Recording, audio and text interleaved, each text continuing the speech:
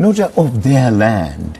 It's not theirs. Our land. Even though they bought it, with the certificates of approval from the government?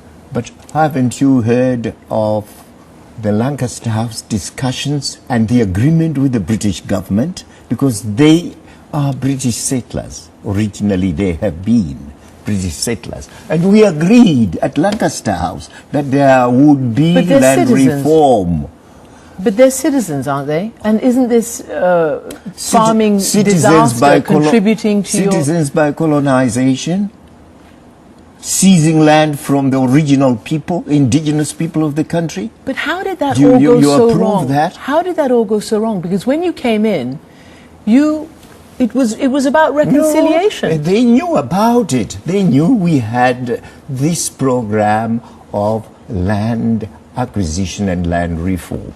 They knew about it. But what about the blacks? And the British then? Okay, knew about let's it. talk about the black farm workers whose houses and shanty houses, who work on these farms, they're being bulldozed in an operation that was called Drive Out the Rubbish. These are black Zimbabweans. There was no operation of that nature. Well, how come they're being driven off and their shanty hounds? The farm workers?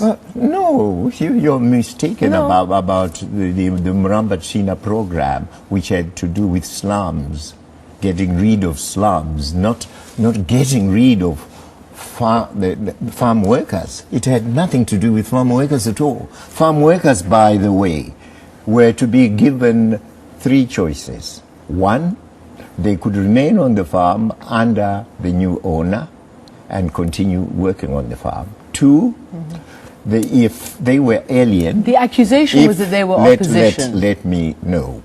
If they were alien, and most of them were from Mozambique and Zambia, they could choose to go home, in which case we would discuss the package that they deserved. Three, they could decide to leave the farm and go elsewhere.